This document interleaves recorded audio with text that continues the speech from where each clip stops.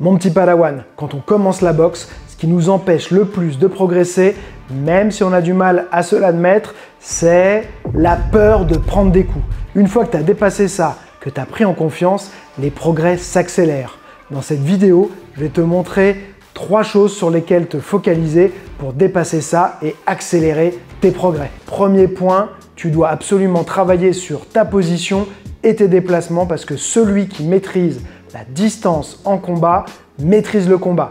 Et comment on fait ça? En ayant une bonne position et des bons déplacements. Même si c'est de la boxe, on a envie de frapper avec nos poings, on commence par la base, c'est le sol, ce qui se passe avec nos appuis et nos mouvements de jambes. Je ne vais pas te refaire un cours complet sur la position et les déplacements, j'avais fait une masterclass sur les déplacements que tu peux retrouver ici, mais juste te réexpliquer les choses que tu as besoin de savoir faire. Première chose, c'est savoir se déplacer dans les 4 directions. Donc vers l'avant, vers l'arrière, vers la gauche et vers la droite. Ça, c'est la base de la base. Okay, donc avoir une position qui te permet de te déplacer nord, sud, est, ouest. Ensuite, autre point important, c'est pouvoir se déplacer plusieurs fois. Parce que si tu n'arrives à avancer qu'une fois, tu répartis mal le poids de ton corps, qu'il est trop sur l'avant, tu ne peux pas continuer à avancer. À chaque fois que tu vas attaquer, tu n'auras qu'un seul déplacement, donc une seule chance de toucher. Si la personne recule, tu frappes dans le vide.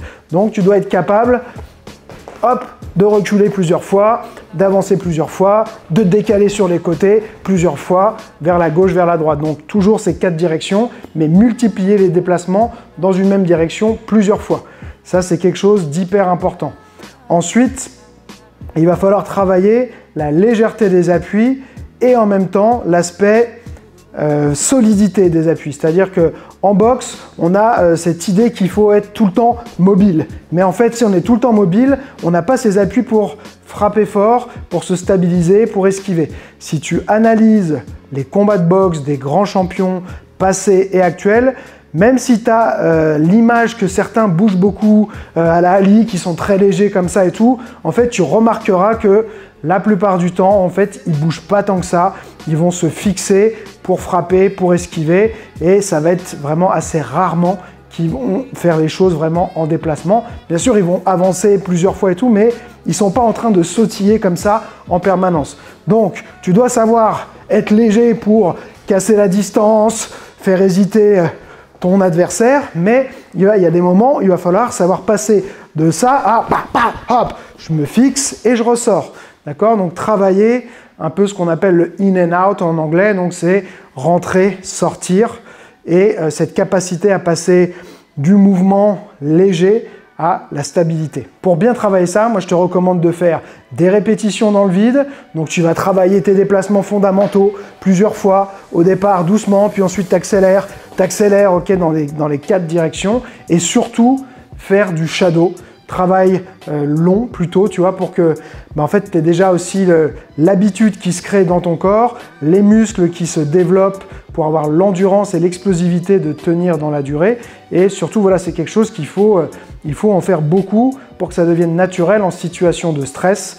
Donc ça, c'est un truc important. De toute façon, si tu veux progresser rapidement, la plupart du temps, tu verras que ça ne suffit pas de s'entraîner juste en cours. Il faut faire de l'entraînement solo où tu vas pouvoir travailler sur les trucs spécifiques à toi, à tes besoins à toi, qui vont vraiment t'aider à progresser beaucoup plus vite. Donc ça, n'oublie pas, faire de l'entraînement solo, c'est la clé pour progresser sur ses besoins à soi.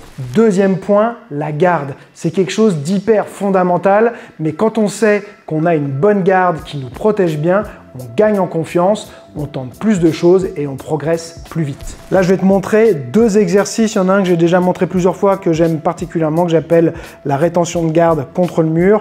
L'idée, c'est d'être en garde, une garde hermétique, mais pas trop crispée non plus. On va travailler sur l'acceptation de recevoir des coups, mais aussi sur le fait de ne pas paniquer quand il y a quelque chose qui passe. Et bien sûr, le but, c'est qu'il y ait le moins de choses qui passent. Il faut résister à l'envie d'avoir ses bras qui se décollent et qui viennent chasser dans tous les sens. Donc, je me mets le pied arrière contre le mur, en garde, et là, elle m'attaque en continu, tranquillement, d'accord? Voilà, et moi, je vais simplement essayer de regarder ce qui arrive. Je peux bouger un peu mon buste, mais mes bras, eux, ne doivent pas bouger. Elle peut l'attaquer au corps. Hop, je peux m'incliner un peu, boum, voilà. hop, et je vais rester comme ça, et en général, ben, on va faire des rounds d'1 minute, ça suffit la plupart du temps, boum, et je me mets, voilà, juste dans la position, et j'essaie de regarder, j'ai pas besoin de voir sa tête, j'essaie de juste voir ses poings, ça va travailler aussi le côté où on doit essayer de garder les yeux ouverts quand ça arrive, boum, ok, et donc parce que ça c'est un truc au départ qui n'est pas du tout naturel, mais quand on a quelque chose qui nous vient vers les yeux, on va cligner des yeux ou fermer les yeux, et avec le temps, on va s'habituer d'avoir des coups de poing qui nous arrivent en direction du visage, et on va moins fermer les yeux. Allez, je te montre tout de suite le deuxième exercice. Deuxième exercice, on va toujours continuer à travailler sa garde, mais après avoir frappé, parce que souvent c'est ce qui se passe aussi. On a peur d'attaquer parce qu'à chaque fois qu'on attaque, on se fait contrer. Donc il y a plusieurs raisons pour ça. Il y a le travail de déplacement aussi qui va faire que si on n'a pas une bonne position, qu'on reste trop en face, on se fait contrer. Mais si on a une bonne garde, on va pouvoir limiter les dégâts. Donc par exemple, ce que je vais faire, c'est qu'on peut faire ça sur plusieurs déclinaisons. Je vais au départ envoyer un jab uniquement, et elle va répondre avec un enchaînement de 2 ou 3 coups. Et donc je fais mon jab, hop, et elle, hop, hop, et elle répond. Et on se déplace et je recommence. À chaque fois, je fais un jab, je mets ma garde. Boum, et je regarde ce qui se passe. Ok, ça c'est la première version. Ensuite, je vais faire la même chose pour un jab cross. J'envoie mon jab cross et boum, boum, boum, boum. Parce que souvent le jab c'est le plus facile pour revenir en garde, il faut quand même le faire, mais dès qu'on envoie le bras arrière, c'est là où on a plus de mal à revenir en garde. Là, pam, pam, boum, boum. Là je fais ce qu'il ne faut pas, hein, c'est-à-dire que je reste sur place, mais c'est pour tous les cas où on n'a pas réussi à ressortir, on n'était pas en bonne position, tu vas travailler spécifiquement ça. Après tu peux rajouter un crochet. Pareil, après le crochet, il y en a qui vont avoir du mal à revenir, donc je fais jab, cross, crochet, puis elle me contre. Boum, boum, voilà.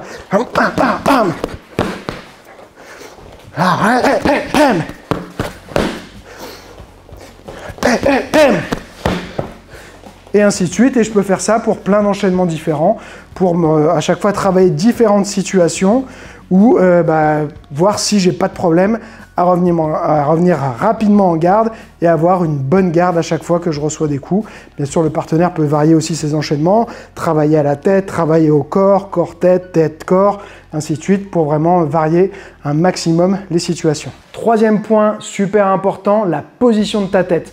Quand on est débutant, mais ça peut même persister par la suite, l'erreur qu'on fait le plus souvent, c'est que dès qu'on veut attaquer, on a le menton qui se lève, la tête qui sort comme ça, et ça, c'est une catastrophe. Dès qu'on va prendre un coup, c'est là que ça va faire mal, parce que déjà, la nuque est dans une position de faiblesse, et on expose toutes les parties qui font le plus mal au niveau du visage, et où on risque le plus aussi de se prendre un KO. Donc il va falloir absolument que tu arrives à corriger ça. Il y a pas mal de personnes qui recommandent de se mettre une balle, que ce soit une balle de tennis, une balle de massage, sous le menton pour corriger ça. Perso, je suis pas fan, je trouve qu'en fait ça va plutôt te créer de la tension, de la raideur, et tu n'es pas assez libre de tes mouvements. Donc moi je vais te montrer une méthode que je trouve plus efficace. Alors c'est quoi la bonne position de tête en boxe anglaise? C'est assez simple, tu te mets en position, tu vas aller regarder ton pied devant ici. Maintenant, sans bouger ta tête, tu vas aller regarder avec tes yeux droit devant. Et là, tu es dans la bonne position. Tu n'as pas besoin de forcer plus que ça, d'être complètement rentré comme ça. Simplement, regarder son pied devant, regarder devant sans bouger la tête, se mettre en garde, et là, tu vas être bien.